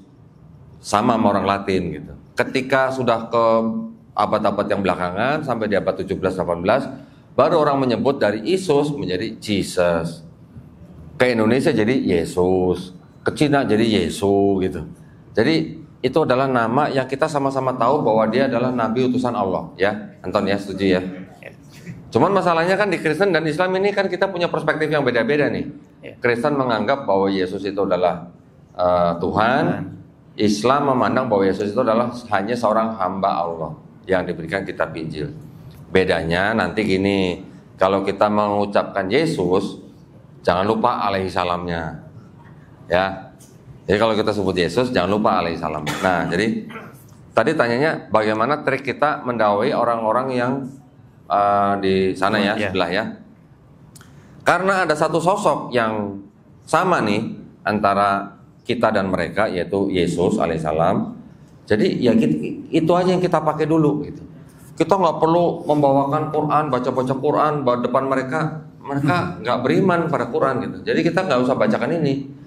Yang kita pakai Bible-nya mereka dan Yesusnya itu. Contoh, mau contoh nggak? Boleh. Udah waktunya nih misalnya, udah waktunya sholat misalnya. Saya mau sholat dulu ya misalnya, ngomong sama temen gitu. Saya mau sholat kayak Yesus gitu. Karena nanti temennya Kristen kan pasti mikir, lu gimana ceritanya Yesus sholat gitu kan? Kasih ayatnya. Ketika Yesus pada di Taman Getsemani, ya, ketika dia ketakutan mau disalib, dia sholat. Ciri-cirinya gimana? Sujud. Ya. Sujud gimana sih sujud? Sujud kan muka kita sampai ke lantai atau ke tanah. Nah, sekarang siapa? Umat beragama apa yang doanya sujud? Nah gitu, itu contoh gampang. Misalnya Anton lihat temennya makan babi misalnya. Kamu kok makan babi? Tanya, Yesus makan babi nggak di Bible? Nggak ada cerita Yesus makan babi di dalam Bible. Kenapa? Karena Yesus tidak meniadakan hukum Taurat. Yesus menggenapi hukum Taurat. Ya, jadi tanyanya gini. Nah, Yesus di Bible nggak makan babi. Orang umat beragama apa yang nggak makan babi? Islam, gitu kan? Nanti kalau dia bilang, tapi kan gereja bilang boleh. Nah, kata gereja bukan kata Yesus, gitu. Nanti ada lagi kata gereja kan bilang kata Paulus. Paulus bilang semua makanan halal, tapi Paulus nggak sebut-sebut babi loh. Nah, ya, nggak ada kata-kata babi dari kalimat Paulus. Memang Paulus bilang semua makanan halal. Tapi pertanyaannya, apakah babi itu makanan? Gitu. Betul nggak? Karena perjanjian lama itu di situ disebutkan jelas Imamat 11 ayat 7 babi itu haram. Tetapi menurut Paulus, perjanjian lama itu sudah batal dengan matinya Yesus di atas kayu salib. Tanya lagi sama temennya, lu sunat umur berapa? Belum sunat. Nah, kenapa nggak sunat? Yesus sunat. Gitu. Di Bible mereka sendiri Yesus sunat umur 8 hari. Nah, kenapa mereka nggak sunat? Ngikutin siapa? Ngikutin Paulus lagi. Paulus bilang, kalau lu sunat, matinya Yesus di atas kayu salib nggak ada gunanya. Paulus yang bilang begitu di Bible mereka. Jadi sebenarnya tanya ke mereka, orang-orang yang kita kasihi tapi masih dalam Kristen atau Katolik, dalam kekafiran itu, tanya, sebenarnya papa, mama, teman, saudara ini ngikutin Yesus atau ngikutin Paulus? Gitu ya. Tanya lagi, di Bible kan ada cerita waktu Yesus disalib, diturunin terus dikuburkan ya? Iya. Waktu dikubur tuh masuk peti atau dikafanin? Gitu. Dikafanin. Ternyata dikafanin kalau menurut Bible. Nggak masuk peti. Nah sekarang orang Kristen kenapa masuk peti gitu? Ngikutin siapa? Nah, tanya lagi, umat beragama apa kayak kalau mati dikafanin? Apa kan kita? Justru orang Islam yang melakukan apa yang tertulis di Bible yang dilakukan Yesus. umat Islam yang doanya sujud atau sholat, umat Islam yang nggak makan babi, umat Islam yang sunat, umat Islam yang dikafanin. Satu lagi, Yesus di Bible juga diceritakan puasa. Umat beragama apa yang puasa sebulan? Oke lah, di Bible 40 hari, kita 30 hari. 30 hari dari mana? Sudah disempurnakan dengan syariat Nabi Muhammad SAW. Ya. Tapi kita puasa kurang lebih mirip lah, cuma beda 10 hari. Nah kalau Kristen puasanya berapa hari? Ada yang 40 hari, tapi juga tidak full dari pagi sampai sore ya. Ada yang begitu. Dan banyak juga yang nggak puasa. Itu hanya denominasi tertentu lah. Jadi umat Islam sujud atau sholat, puasa, sunat, nggak makan babi, mati dikafanin. Ini semua ada di dalam Bible yang dilakukan atau terjadi pada Yesus. Nah, Kristen makan babi iya, mati masuk peti. Puasa, ada yang puasa, ada yang enggak. Sunat, ada yang sunat, ada yang enggak. Sujud, ada yang sujud, ada yang enggak gitu. Itu triknya. Jadi kita menggunakan profil Yesus untuk mendakwai mereka. Karena di dalam Bible mereka sendiri, apa yang dilakukan dan terjadi pada Yesus itu yang orang Islam lakukan. Ya. Ada lagi? Itu yang pertama ya, itu yang paling pertama. Kalau sudah menguasai Bible mereka lagi, tunjukkan bahwa di dalam Bible mereka itu ada kesalahan-kesalahan. Ya. Bisa kesalahan secara sains, bisa kontradiksi, bisa ketidakautentikan ayat-ayat. Itu banyak sekali. Itu saya sudah susun ratusan itu yang begitu. Nanti setelah mereka sudah tahu bahwa kita mengikuti Yesus, di dalam kitab mereka ada kesalahan, dan mereka sudah mengakui, baru kita tunjukkan Quran, baru kita bacakan ayat Quran.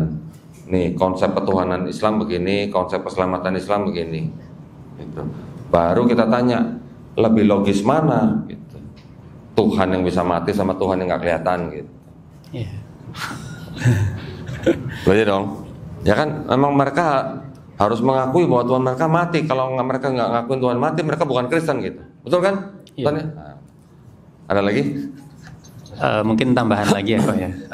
Jadi ini kan tipikal orang-orang Kristiani di luar sana kan berbeda-beda ya. Yeah. Jadi ketika kita mungkin memberikan pencerahan atau ya seperti tadi ya trik-trik itu tadi, tanggapannya tuh kebanyakan imani ya kan kita imani sajalah gitu kan. Terus dia akan muter-muter jawabannya kayak gitu. Yeah. Nah kita kan kadang juga kebawa emosi. Nah itu sikap kita seperti apa kok? Apakah ya sudah kita ya hanya menyampaikan saja, kan mungkin hidayah kan hanya hak prerogatif Allah ya. Di situ apakah seperti apa? Kadang kan suka terpancing juga, apalagi kalau di luar sana akan takutnya menjelekkan Islam juga gitu. Ya, baik. Maunya imani saja ya. Ya, maunya imani saja kan. Ya, biasanya ngomongnya gitu kan. Ya, nggak mau flash. Kan sekarang bukan cuma imani saja, ada flash, ada yang lain gitu kan. Iya, imani. Plesetan itu plesetan ya. Maksudnya imani saja kan mereka hanya berdasarkan iman gitu kan. Begini, kalau memang berhadapan dengan orang-orang yang sudah sangat kuat imannya, ya yang saya biasa lakukan itu ya adalah membongkar pondasinya dulu. Pondasinya itu apa? Pondasi dari sebuah agama apa sih kalau bukan kitab sucinya, gitu kan? Jadi kitab sucinya dulu yang kita bongkar. Nih loh, kamu boleh beriman, silahkan. Saya nggak akan ganggu iman kamu. Kamu mau bertuhankan istilahnya pohon pisang pun juga itu hak kamu kok, gitu istilahnya. Istilahnya gitu ibaratnya. Ya. Mereka mau menyembah manusia, mau menyembah pohon, mau menyembah batu, silahkan. Itu hak mereka. Cuman, ayo kita sama-sama mikir. Yang namanya pondasi dari sebuah agama itu apa? Kitab suci. Nah, kitab sucinya coba kita cek.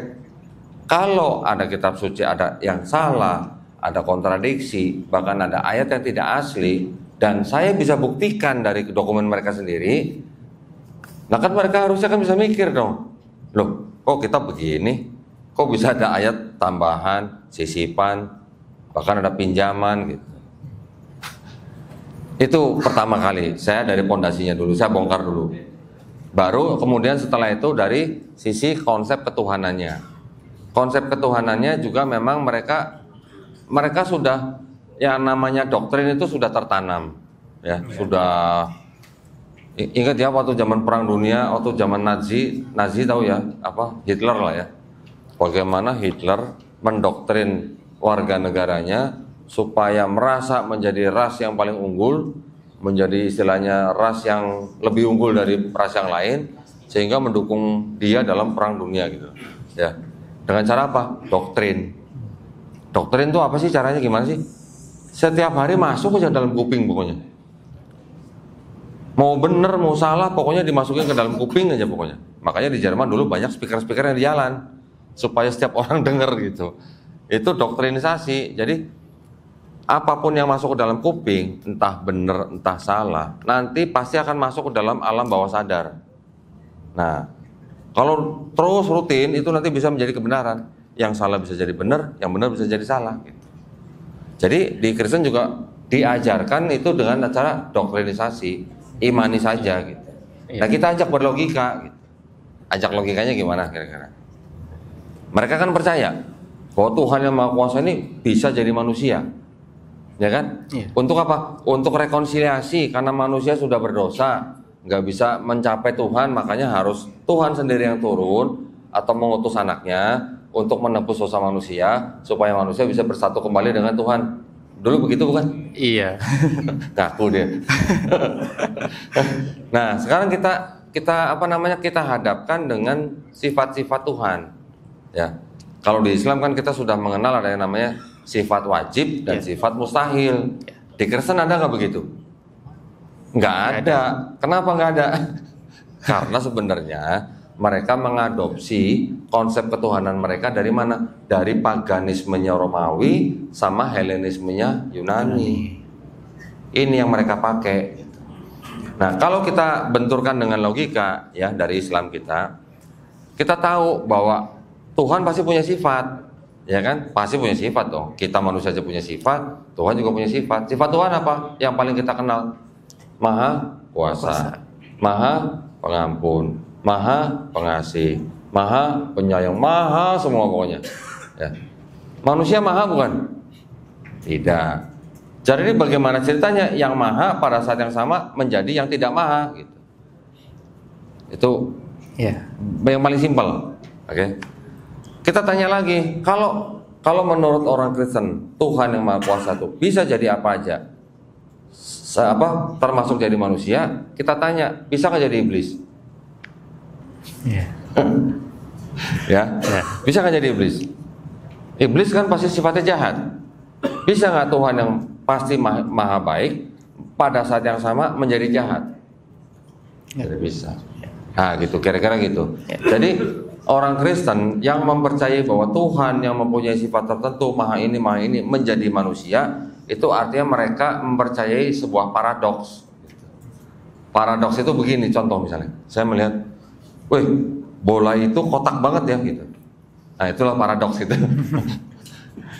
Ya, itu yang ada di pemikiran orang Kristen dengan konsep ketuhanan mereka gitu. Nah, ya kita nggak bisa nyalain mereka karena mereka memang mendapatkan doktrin itu dari gereja, di mana gereja dari kalau kita urut-urutin lawak itu mereka mengikuti paganisme Romawi dan Helenisme Yunani kuno. Gitu ya. Jadi dengan kitabnya mereka sendiri dan juga dengan logika dan anti logika gitu. Oke. Ya, terima kasih. Sama-sama. Wah, Pak Nasir udah request. Monggo Pak Nasir. Makasih Ustadz, mau nanya Ustadz. Kita ini sebagai Muslim ya Ustadz ya, kan banyak saudara-saudara kita yang mu'alaf ini, kita mungkin diberikan pencerahan sebagai seorang Muslim apa sih yang sebenarnya harus kita lakukan. Kan gini Ustadz, ada mu'alaf yang terus merasa sendiri ya itu. Nah alhamdulillah seperti juga Ustadz dan teman-teman yang lain, ada Mu'alaf Center Indonesia, kemudian ada teman-teman yang lain, ini kan membantu ya. Tapi kalau dia tidak ada atau tidak punya keberanian misalnya untuk menghubungi seperti Ustadz dan teman-teman ini kan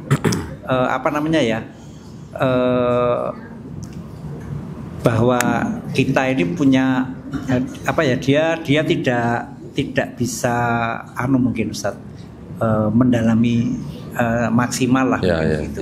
Terus kedua, kira-kira Ustadz dari pengalaman Ustadz apa ya yang menjadi apa yang dirasakan oleh mu'alaf itu, misalnya gini Ustadz, kan ada yang takut masih menutup diri. Nah seperti itu kira-kira apa dan mungkin apa yang bisa kita lakukan itu Ustadz. Terima kasih Ustadz. Baik, mohon jangan panggil Ustadz Pak, saya bukan Ustadz. Saya hanya penggiat kristologi aja. Gini Pak, justru kalau Bapak melihat seorang mu'alaf yang seperti Bapak bilang tadi itu, yang belum dibina oleh Yayasan Mu'alaf Center yang lain, itu adalah kesempatan Bapak menumpuk pahala. Kalau Bapak bisa ngajarin dia sholat, ya, sampai dia bisa sholat sendiri, sholat dan seterusnya, sampai kapanpun orang itu sholat, Bapak dapat amal jariah. Betul nggak? Apalagi sampai Bapak ngajarin dia baca Quran. Kapanpun dia baca Quran, Bapak kecipratan amal jariah.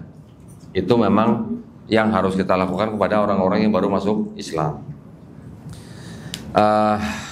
Memang permasalahannya tidak sesimpel itu gitu Pak. Tidak semua mu'alaf itu bisa langsung diterima oleh keluarganya, ya kan? Ada yang harus sembunyi-sembunyi dulu. Ada yang 2 tahun, ada yang 3 tahun, baru dia berani ngomong sama keluarganya. Selama dia belum ngasih tahu keluarganya, ada juga yang masih harus makan babi karena terpaksa. Ada juga yang masih harus berurusan dengan riba karena dia terpaksa. Masih ada yang begitu Pak. Saya pernah juga ada ibu-ibu menghubungi saya, berdiskusi, akhirnya dia mau masuk Islam. Saya bilang, ibu di Semarang, saya di Jakarta, ibu tunggu, saya mau ke Jogja, saya mampir Semarang. Saya bawa ustazah, disadatkan oleh ustazah kita di Semarang, di sebuah masjid. Ketika saya tanya, ibu kerjanya di mana? Saya kerjanya di pabrik bir Pak. Apakah saya langsung suruh dia keluar dari pabrik bir? Bir haram gitu. Jangan dulu gitu. Dia kerja di situ, ya dia nafkah dia di situ. Dia janda, nggak punya suami, anak 2 tanggungan. Apa saat itu langsung saya suruh keluar? Enggak Pak, jangan dulu Pak. Saya cuma bilang nasihatin, Bu, kalau bisa Bu, gitu ya. Kalau bisa cari pekerjaan yang lain, pelan-pelan Bu, ya pelan-pelan aja. Jangan buru-buru sampai harus mengorbankan karir gitu apa, gaji dan untuk nafkah anaknya jangan. Kira-kira gitu Pak. Ada yang begitu. Nanti ada lagi orang masuk Islam, kerjanya apa? Rentenir. Gimana? Apa langsung kita suruh berhenti? Sedangkan nafkahnya dari situ gitu. Tentu saja kita ajari dia pelan-pelan bahwa di dalam Islam riba itu begini. Cari pekerjaan yang lain yang lebih baik, pelan-pelan. Tetapi selama dia belum bisa, ya kita nggak boleh maksa juga gitu. Kita cuma bisa ngasih tahu bahwa ini nggak boleh gitu. Ya. Ketika juga dia di rumah misalnya, di rumah dia belum berani ngomong sama orang tuanya. Dia tahu kalau dia bilang dia udah masuk Islam, dia bakal mungkin dia macam-macam. Ada yang sampai dipasung, ada yang sampai dipasung, ada yang sampai dikurung dan macam-macam. Ada yang namanya dari kartu keluarga dihapus, ada yang akte kelahirannya dibatalkan, ada yang namanya dicoret dari harta warisan dan macam-macam segala macam lah. Pokoknya ada seperti itu. Karena ancaman-ancaman seperti itu, akhirnya sampai dia tidak berani ngomong dia sudah masuk Islam. Orang tuanya makan babi, gimana dia nolaknya? Mungkin dia bisa menolak sekali 2 kali, mungkin bisa. Tapi kalau tiap kali ada begitu, nolak terus kan lama-lama orang tua curiga. Sampai harus dia makan babi pun ya walau-alam. Nah, jadi memang kita dari Yayasan Pembina Mu'alaf itu menyarankan setiap orang yang masuk Islam sebaiknya langsung ganti keterangan agama di KTP, Pak. Kenapa? Usia manusia kan nggak ada yang tahu. Ya, kalau KTP-nya dia masih Kristen, dia meninggal padahal dia udah mu'alaf, bagaimana kita yang sebagai umat Islam? Dan kita tahu orang itu sudah mu'alaf. Kalau tidak ada bukti yang kuat, orang itu akan dikuburkan secara Kristen. Kita juga ikut menanggung Pak, berarti kalau gitu dosanya kan. Nah, itulah pernak-perniknya. Tetapi yang Bapak tadi tanyakan sudah bagus. Jadi kalau Bapak bisa dan orang itu memang tidak punya kesempatan atau akses kepada Mu'alaf Center, ya Bapak ajari orang itu Pak. Ajari sholat, ajari baca Quran, Bapak juga yang dapat amal jariah. Insya Allah, gitu ya Pak ya. Kalau bisa dihubungkan dengan mualaf center ya silakan. Kalau tidak bisa ya Bapak yang ngajarin sendiri nggak apa-apa. Kalau Bapak nggak bisa ngajarin sendiri, cari bantuan gitu dari orang lain yang bisa ngajarin. Cari ustadz di masjid gitu, atau ajak dia ke masjid, belajar di masjid juga bisa begitu. Kami juga kerjasama dengan masjid Pak. Kami kerjasama dengan Masjid At-Taibin di Senen. Mualaf yang rumahnya sekitar Jakarta Pusat kita kirim ke sana, belajar di sana. Belajar Iqra juga di sana, gratis. Mereka nggak ada yang bayar. Kalau yang di luar Jakarta Pusat, yang jauh-jauh rumahnya, kita yang kirim guru Pak ke rumahnya mualaf ini, gratis Pak, nggak bayar. Belajar fikih, belajar akidah, belajar Iqra. Yang cowok belum sunat, kita kirim ustadz buat nyunat di rumah malah. Kita kirim sunat, ustadz untuk sunat di rumah gratis, semuanya gratis. Itu program kami. Dari mana dananya? Ya dari umat Pak. Umat, iuran, donasi kita pakai untuk membina para mualaf seperti itu. Mereka yang baru bersyahadat kita juga kasih zakat. Kenapa? Karena mereka juga salah satu bagian yang berhak menerima zakat. Kita juga bekerjasama dengan Basnas. Gitu Pak. Ya. Mudah-mudahan menjawab Pak ya. Yang lain mungkin? Satu lagi ada. Naik terus. Enggak apa-apa. Bagus. Satu lagi. Ada deh? Masih ada waktu. Udah lapar belum? Sudah. Ada yang bilang belum, ada banyak yang bilang udah gitu. Aus nggak? Aus. Ya, kalau nggak aus mau bohong ya, namanya puasa ya pasti aus. Tetapi nanti ausnya adik-adik nanti diganti dengan kenikmatan ya, Allah SWT ya. Silakan Ustaz. Assalamualaikum warahmatullahi wabarakatuh. Waalaikumsalam warahmatullahi wabarakatuh. Ternyata pas di sini pembahasannya beda, Ustaz. Pembahasannya gitu ya. Karena biasanya kan tentang iman, tentang ibadah gitu ya. Iya. Nah, kebetulan alhamdulillah di yayasan kami saya sendiri pernah 2 kali mensyahadatkan. Alhamdulillah.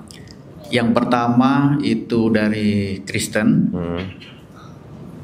Yaitu disebabkan asbabun nuzulnya kedua belah pihak tersebut syahadat itu karena cinta Ustaz. Masya Allah ya. Karena perempuan ingin menikahi perempuan karena di agama kita pastinya kan harus muslim. Yang pertama ternyata hanya bertahan kurang lebih sekitar 6 bulan. Setelah syahadat menikah, akhirnya datang lagi, kok ibu sendiri sudah selesai. Akhirnya ya Allahu a'lam. Tapi murtad atau masih muslim? Murtad atau masih muslim? Kemungkinan murtad, karena sudah pisah kembali ke Eropa. Terus yang kedua Ustadz, ini ada kakek-kakek. Saya pun kaget karena beliau ini bertahun-tahun menjadi donatur saya, putrinya. Putrinya itu menjadi donatur kami di Marhamah. Itu datang ya biasa doa bersama, sedekah dan luar biasa dan lain sebagainya. Tapi pada waktu kita sholat, bapaknya nggak ada. Kakek ini nggak ada. Lambat laut karena mungkin ya seperti, mohon maaf Mas Anton tadi mungkin ada perasaan kalau menjadi mu'alaf itu ada yang sendiri dan lain sebagainya, masih belum berani dan lain sebagainya. Dan ternyata Ustadz, kakek ini tidak mengislami Islam ini dengan kafah. Yang pertama dia hanya ingin menikahi seorang perempuan, akhirnya ya sudah syahadat, sudah Islamnya hanya syahadat itu. Pada waktu sholat Jumat dia sama supirnya, karena kebetulan juga orang berada, sama supirnya ya di depan masjid. Supirnya yang ke masjid, beliau di dalam masjid. Pada waktu Lebaran dari rumah itu berempat, ada putrinya sama suaminya beserta istrinya, ya beliau di mobil, nggak ikut turun, hanya sekedar biar dilihat sama keluarganya tersebut. Singkat cerita punya cucu, sampai memiliki cucu. Jadi semenjak dia syahadat sampai dia punya cucu, itu dia tidak mengerjakan Islam secara kafah, walaupun itu cuma sekedar sholat tidak. Akhirnya apa yang terjadi? Cucu ini meninggal. Cucunya meninggal. Cucu satu-satunya laki-laki pewaris tahtanya meninggal. Ternyata hidayahnya dari situ. Apa hidayahnya? Pada waktu dia sebelum 7 hari, kita juga adakan doa bersama di marhamah. Kebetulan kakek ini seperti di dalam perahu. Di situ ada satu keluarga, tapi di salah satunya cucunya tersebut hanyut di lautan. Permintaan seorang cucu hanya ditolong oleh kakeknya, yang notabene dia Islamnya belum sempurna. Pada waktu dia diayunkan tangannya, cucu tersebut bilang apa? Bahwasanya kakek ini belum bisa menyelamatkan saya. Kakek selamatkan dulu, nanti baru bisa menyelamatkan saya. Tiba-tiba datanglah anaknya, pagi buta setelah subuh. Pak Ustadz bisa ketemu saya. Kaget saya. Kenapa ini? Diceritakan, kaget saya. Masya Allah. Sampai usianya kurang lebih sekitar 65, beliau belum khitan. Sholat juga belum tahu. Ada rukun iman dan Islam. Akhirnya apa yang terjadi? Ya seperti yang Bapak tadi bilang, bahwasanya kalau seumpama mengajarinya bagaimana? Karena kan berat. Akhirnya saya di Keramat Jati saya belikan buku yang bahasa Indonesia. Ada rukun Islam, rukun iman. Udah rukun Islam dulu dah, nggak usah panjang-panjang. Ya, akhirnya di situ sampai akhirnya dia mendapatkan hidayah yang luar biasa. Ini disaksikan oleh saya sendiri. Pada waktu itu dia menginginkan untuk khitan di Jakarta Pusat di sebuah rumah sakit, tapi dia memiliki diabetes. Usia 65 memiliki diabetes, tapi kan diharuskan untuk khitan. Karena ada najis.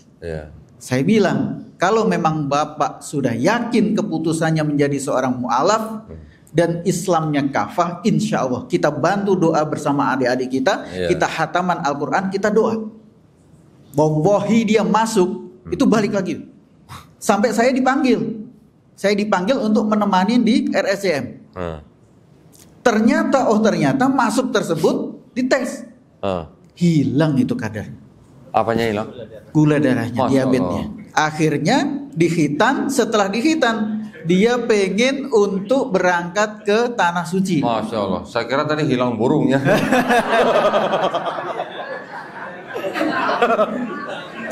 Dan alhamdulillahnya sampai beliau belajar agama Islam dengan buku yang sangat sederhana yang Bapak belikan itu. Akhirnya sampai berangkat umroh dan pulang ke umroh, beliau wafat. Mudah-mudahan ini husnul khotimah. Yang jadi pertanyaannya Ustaz, yang keduanya ini yang saya temukan, sebenarnya orang itu takut untuk menjadi mu'alaf. Mohon maaf ini, karena di Islam itu lebih berat daripada agama yang lain. Apakah benar seperti itu? Yang kedua, kan Ustadz ini sudah bermu'alaf. Pasti kan tahu bahwa dulunya di agama yang sebelumnya mungkin agak ringan. Kalau di Islam itu kan memang sedikit berat bagi orang-orang yang dulunya non-muslim seperti itu. Nah, itu bagaimana Ustadz menyikapi dari yang dulunya non-muslim sekarang menjadi muslim, dari ibadahnya non-muslim menjadi sekarang ibadahnya seorang muslim. Ya, terima kasih. Assalamualaikum warahmatullahi wabarakatuh. Baik, alhamdulillah Tat, sebuah cerita yang tadi sangat-sangat menginspirasi ya. Orang yang sudah di jalannya begitu sampai akhirnya dia diberikan hidayah, dia jemput, dia melaksanakan, meninggal. Masya Allah, itu indah banget ya. Nah, kalau mengenai yang tadi lebih berat, lebih ringan, itu sebenarnya tergantung dari mana sisi kita melihatnya, Ustaz. Ya. Kalau menurut Ustaz, olahraga penting nggak? Penting. Butuh kan, manusia butuh olahraga kan. Nah, kalau orang yang melihat Islam itu sebagai agama yang berat, berarti dia juga memandang olahraga juga berat. Berarti dia juga memandang olahraga juga nggak penting gitu. Karena ketika kita memahami esensi daripada Islam itu, ketika kita paham bahwa sholat itu buat kita, bukan buat Allah, baru kita sadar, oh ternyata kita yang butuh sholat. Kita sholat nggak sholat tetap Allahu Akbar kok, ya kan? Jadi kalau dibilang berat, berarti beratnya berat buat orang yang seperti apa? Berarti berat buat orang yang belum paham atau orang yang mungkin malas gitu lah. Itu Pak. Kalau mengenai istilahnya iman ya, yang tadi saya bilang, iman itu mereka tuh apa tadi, flash ya, bukan imani saja ya. Gini Pak, bedanya gini. Kalau di Islam, ini karena saya sudah pernah di sana Pak ya, jadi saya bisa ngomong gini nih. Jadi kalau di Islam kita harus berakal dulu, baru beriman. Karena tidak ada, istilahnya tidak mungkin di sebuah agama tidak ada iman, tidak mungkin. Karena agama ini juga ngomongin masalah gaib juga kan Pak. Kalau udah ngomongin masalah gaib, ya pasti butuh iman gitu. Tetapi sebelum iman, akal dulu. Make sense gak ajarannya? Make sense gak konsepnya? Tapi kalau di Kristen Pak, itu iman dulu, akalnya ngikutin iman gitu. Gitu Pak. Akalnya yang ngikutin iman gitu. Kalau kita iman yang ngikutin akal. Bedanya cuma itu Pak sebenarnya Pak. Ya. Kalau masalah yang tadi berat nggak berat itu tergantung dari sudut pandang mana gitu. Orang Islam sendiri juga mungkin masih ada memandang sholat itu berat. Mungkin. Ya, saya nggak berani bilang pasti. Saya bilang mungkin. Karena dia tidak memahami esensi daripada syariat Islam itu. Nggak cuma sholat aja, sholat, zakat, puasa.